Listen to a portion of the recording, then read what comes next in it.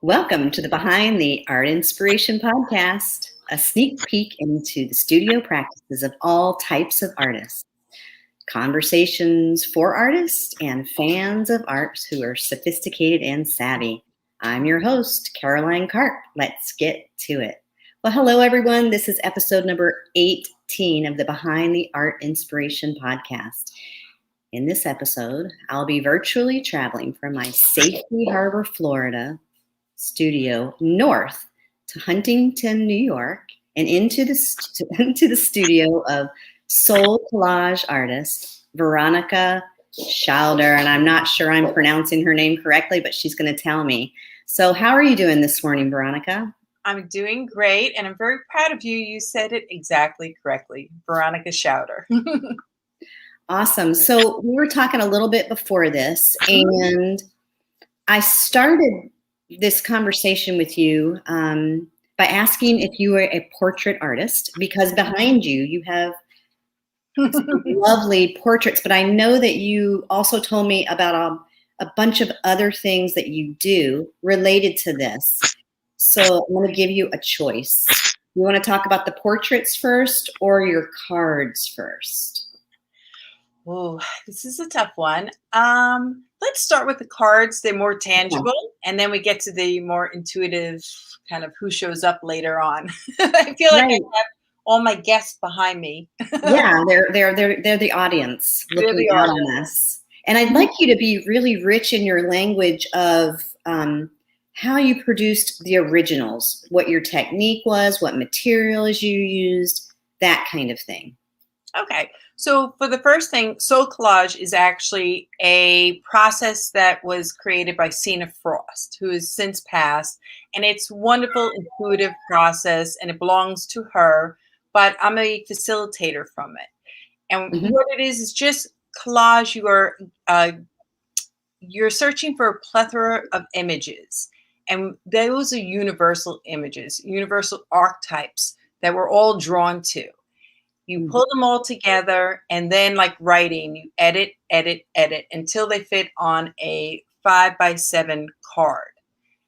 As you're deconstructing, when you reconstruct, you're putting together the ones that you feel very impassioned by. And then all of a sudden together they tell a story, and each one speaks to you. So you step into the image and you use your I ams and I who. And it's basically just a process for self-discovery and wisdom.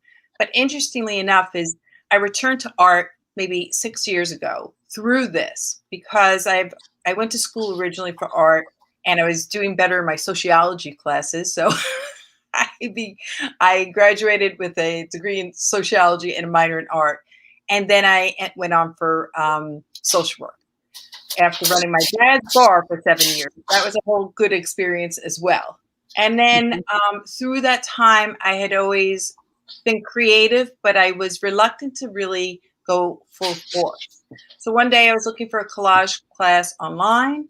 I discovered Soul Collage, and from that, it opened a portal for me to create again, intuitively on my own and for myself. So I was no longer attached to what the outcome was, but rather I was really very impassioned by the process. So exciting to be able to create when you're connecting, like in using your active imagination and getting in that sweet spot, as Carl Jung said, where you're neither here nor there, but in between, but you're connecting with the images on a message that belongs distinctly to you. So that actually is, I would say the Soul Collage was a portal for me to start to explore my own intuitive practice for creating. Nice. And then from there, I made a deck of oracle cards, which seems fitting, right? So it's the next step. And it was a wonderful class with Kathy Nichols. And through that, I just decided to make all intuitive little cards. And they're so tiny. Bring them close, a little bit closer. There you go. And if you notice, it's all collage, it's paint. There's a whole bunch of stuff going on in it. There's another one of my favorites. And you create right at that size, correct? Right on this size. It's a wood a piece of wood and you create on this, because this will be the size of the oracle deck that I is printed. And how many are there? 50 cards in all. And 50. so it took around a year or so because I wasn't rushing it. But it was also another part in the journey because for the Soul Collage, it's 5x7. So that was hard enough to get down. But now you have these little 3x5 cards. It was all a process of editing, of making sure that I opened up whatever, like any little tiny pieces that I had sitting on my desk. Anything that was around me became something that could be something else. And I think that's rather addictive, to be able to reuse, recycle, reimagine just little tiny pieces of paper that were left over from another moment. And then they're brought into something else with a whole new meaning. And so each card really became a cathartic little expression of that moment. And what are the different materials that you're using? You said paper, but what kind of paper and what kind of adhesive and that kind of thing? Well, I made my own paper from using mixed media paper and then just doing a variety of techniques with paint, with rollers, with any kind of texture you could think of, pens. And then from there, I also used collage, where you would manipulate the collage, where you use matte medium or your gesso to make it a little stronger, paint over that. And, even something as like if there's lace hanging around, or there's ribbon, or there's, I sometimes even have elements of nature that come in. And then they get stuck on there too. The other thing is people can buy, they have wonderful collage paper that's pre-printed, and then you can manipulate that a little. Like even for this one, this is just all paper that you can buy at Michael's, these little tiny things here. And then in here you have with the shiny, it's shinier paint. This is all paper over here. So I can kind of visualize you, because I don't know if you know this about me, but I teach kindergarten also. And I have 4 students, so it's super fun and creative, and regular kindergarten, not art, but we do a lot of art. And I can visualize you taking a sheet of paper and painting something on that paper of color and design, and then you're cutting that paper, obviously, and adhering it to your wood. And it's got layers. So I'm assuming that it's stacked on there with layers. Yes. And it's layers. Think of this. First off, this was paper I burnt by accident. And then there's layers. I even burnt the wood a little, and it was an accident, but a happy one. Right. And then layers of paper. And I use matte medium just to put it over and over and over again. Yeah. Right. And this one was perfect, because then it really became about the earth. I felt like, it was every recycled piece of material that I could think of. And it's interesting, creating so small or creating with collage really opens up a lot of creativity, especially if somebody's insecure about creating a certain color, right? I always was like, I can't get that color right. And then when you see it on a piece of paper, but then you just incorporate it, and then the next level is yours. And then you paint over it, and you paint over it until something else comes that you didn't even expect. I'm very attached to the unexpected. I've also used a lot of this process. I'm a school social worker by day. Right. And especially since the pandemic started, I've been creating virtually with my students and using this as a way to connect, as well as a way for them to put their feelings down as we're going along, And it was really interesting to have a collection of all of our virtual art exercises together. And it shows, their journey, my journey with them. And it's been a wonderful kind of soulful process for both of us. Well, I just want to introduce my tap dancer that we've heard this whole time. That's Aria, my dog, and she is a tap dancer right now. So she's walking back and forth. And I know that it's going to come out on the audio, but that's okay, because we're all at home. Listen, it's music therapy. Yes. Okay. So we've talked about your oracle cards and your soul collage cards. How does it translate into what I see behind you, which are portraits? Well, and that's, you can see, I think the biggest process for me with that is I no longer try to make something that looks like something else. Mm-hmm. I might use a reference, when I first start, but that's maybe for placement of where the eyes or like the, Right. just more of for shadows, things like that.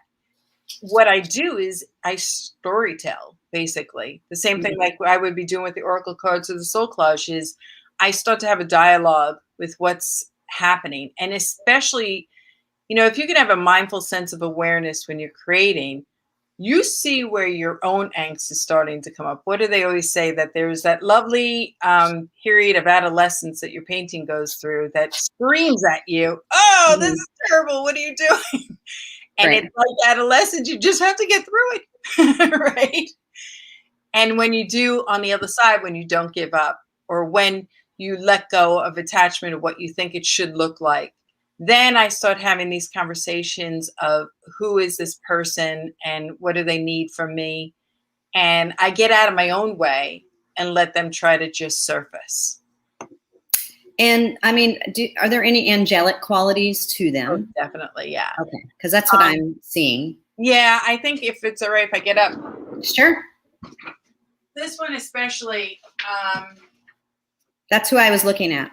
Now, here's an interesting thing about that painting is that was an old painting that I painted of myself in oil, probably like in my late 20s. Okay. And I just found it because my grandmother had passed and I found old paintings and who doesn't love a canvas you can use again, right? Mm-hmm. And I kept thinking, should I just keep it for posterity? I painted it then, but I also remember who I was at that moment in time. And, just like a photograph, a portrait is laden with memories in a particular moment. And interestingly enough, I asked the kids who I work with, what do you think? I'm thinking of painting over. And they said, you should paint over because that's not you anymore. And I was like, I love that. And I love that the layer is still there. I know it's there. It's underneath. But just like as we age, it's just another developmental stage that I was in. And now the next one came out, and I feel like that came out as a muse, my fun, more creative muse who's always peeking behind the canvas to keep me in check. To say, are you having fun? Are you painting with joy? Are you getting too hard on yourself? Are you being too unkind? Relax, have fun. Why not be curious instead of offering yourself critique? Offer yourself another road of curiosity. And so I think I'm still not done with her. I would like to put some more flowers or play with it a little bit. I leave her alone now because she has a message for me I just want to hear for a while. And really, she reminds me to play. My naughty little muse. Which I think, I noticed for myself developmentally, you get to a certain age in your life, and I'm definitely in this beautiful spot now where you're not creating to prove anything to anybody. You're creating to explore, like to say, well, what if I did this? I'm curious about that. I'd like to try this. And I think that's a much more joyful spot to start from. Is there anything else that you would like to show us or share with us? Oh, sure. Let's see. Well, I'd love to show one of my paintings that I did, I think it was in college. Okay. That I still love to this day. And then like one of my just recent drawings, which, because the drawing now that I do is I'll do charcoal and then I paint over with paint. And I use paper. I like the hardness of paper, and I like to make sure that the brush does not always have a lot of paint and see what kind of marks I can make with that. So I've been exploring that a lot lately. So I think I'll just show you one. Sure.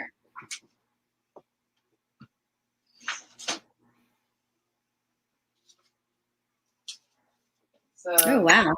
So this one is from, you said college? Yeah, from college. It's kind of big. And I felt this is very interesting too about the painting. You know, I'm recently taking an art therapy certification for mental health providers, right? And they asked me for a self-portrait. And I used this one because I think that was the ultimate self-portrait that came before I knew what was going to happen later on. I'm a single mom. And that image really reminded me of like that. And I work with children, thousands and thousands of children over and over. And to me, that was that kind of heartfelt, compassionate warrior who always has a shoulder to lean on for somebody. And so I thought that how interesting. I made that when I was in my 20s, and I certainly wasn't thinking about any of that. I might have been having a lot more fun, but that's actually that painting I would never paint over. Because that one is a mothering one for myself as well. It really offers a lot of compassion and kindness for me when I look at it. So then I'll show you a quick drawing. Okay. I want you to describe this one too. Okay.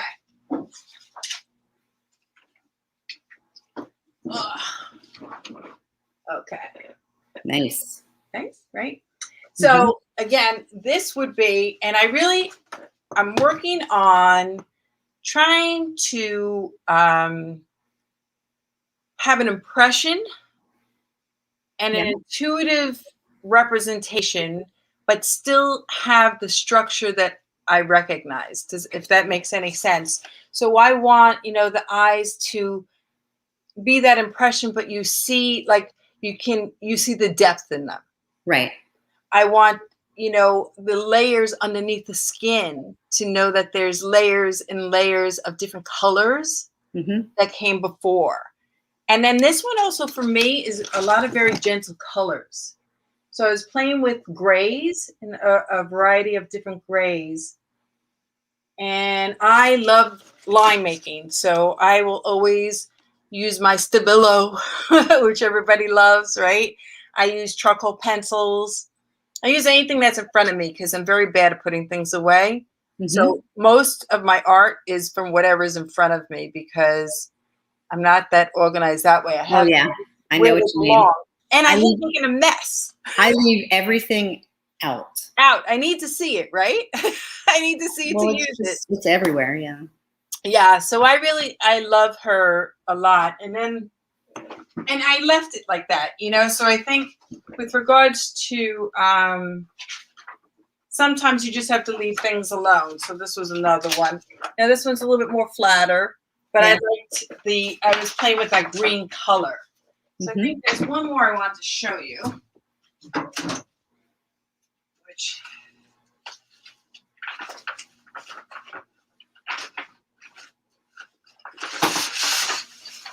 there we go. Artists are so fun because you can just things out. I love just really playing with a lot of colors and layers. And if you say lots and lots and lots and lots of lines.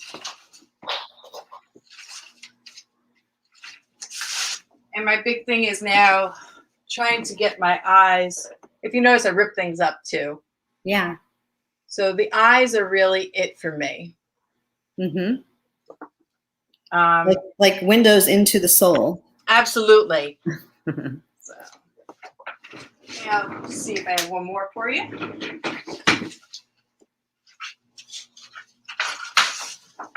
And so I know that people will want to go to the YouTube channel if they aren't able to see this and they're just listening. So if you go to my YouTube channel, this will be at Caroline Karp Artist, and you can see more of Veronica's work. And in the show notes, there's going to be connections to her website too. Awesome. Yeah. So if you see, it's all about the eyes for me. Yeah. They're wonderful. Thank you. I like the dark depths of the darkness, like the really rich blacks that are coming through, and they're right in the eyes. Right in the eyes, right? Yeah. Okay, well, don't go anywhere. I'm going to say goodbye to everyone. Thank you so much, everyone, for watching and listening as we share. In March of 2020, I had a vision of starting the International Online Art Collective, a diverse group of artists from around the world who value the power of art to inspire, provoke, and heal. The power of that group is in connection. And from that group, this podcast was born, first interviewing the artists of the IOAC and now branching out to all types of artists like Veronica. And hey, I want to mention that I just posted it to my website, CarolineKarpArtist.com, but my virtual show, Sales, Souls, and Sparkles, is there live. You can go there and click on it and tour the show on your own, which is my collection of artwork from 2020. And thank you again, everyone, for being here. And thank you, Veronica. And I'm going to end this live broadcast.